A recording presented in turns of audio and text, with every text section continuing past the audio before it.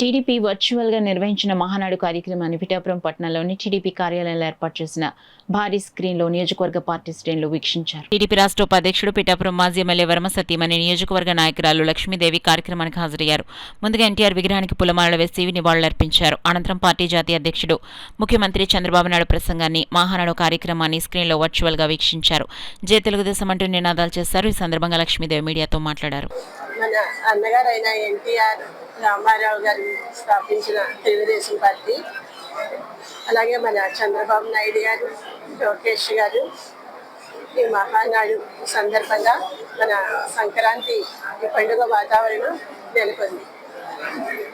ఈ క్లస్టర్ల ద్వారా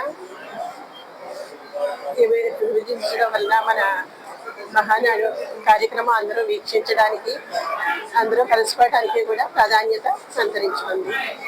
అలా స్త్రీ శక్తి అని మహిళలందరికీ కూడా పెద్దపీట వేయడం జరిగింది. అలాగే మన లోకేష్ గారు ఈ మహానాడు తెలుగుదేశం పార్టీ కార్యక్రమం ఇంకా ముందుకు వెళుతుంది అని చెప్పి నేను తెలియజేసుకుంటాను.